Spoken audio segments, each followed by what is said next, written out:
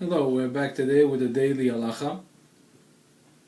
Today we'll talk about Ilchot Netilat Yadaim. As we know, our sages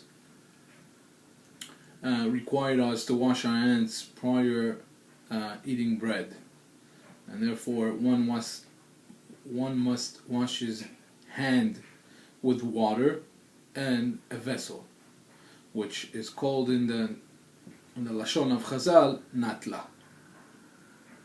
There are many halachot in regards to Netilat Yadaim. Specific halacha that we'll be talking about today is about the water coming in the whole hand.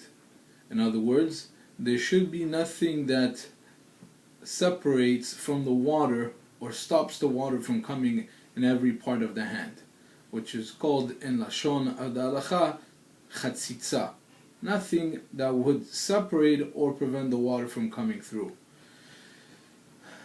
So in a case, for example, when one has a dirty hand, for example, he has mud on his hand, or he has some kind of paint, dirt, or any kind of these substances that have tangibility, if it covers most of the hand, he has to take it off before he does Netilat Yadayim in order to eat. If only the part of the hand is covered with dirt or paint or in any kind of different substances, then it depends on if people are careful and not keeping their hands in that state.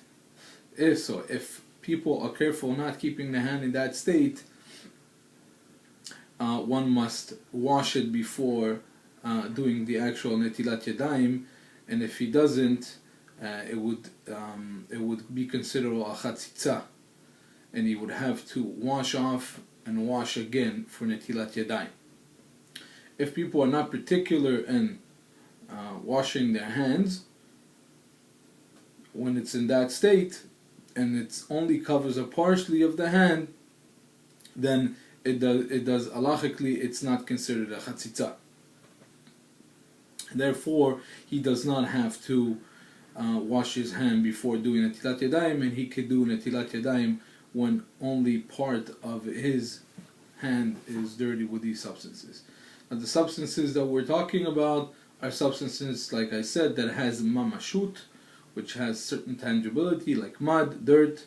But if, for example, one has only a stain, for example, if one has like the henna, like a lot of Moroccan communities they have, or Sephardi community they do the henna, is that considered a chatzitza? No, it's not. So halachically this is not be required to wash off before, or any kind of stains when a person has some paint stains that the substance of the paint is not there but the stain is still there. This is not considered a chatzitza. Now, in regards to a person that his job is, like, for example, a painter or a mechanic, if he has these substances like, again, paint, oils, or any of these other substances, to him it's not considered a chatzitza, because he's usually not careful in washing his hands all the time.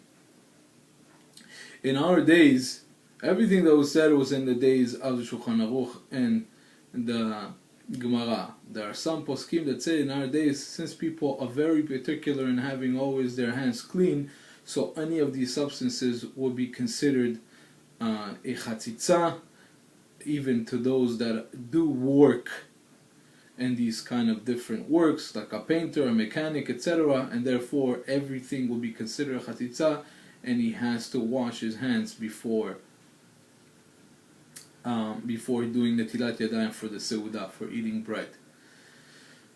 Another practical question: if dirt, for example, gets piled up or gets filled underneath his nails, is that considered a chatzitza? If it's a dirt that cannot be removed so easily, it would be considered a chatzitza, and one has to move the dirt from his hand before doing Netilat Yadayim for the Seudah.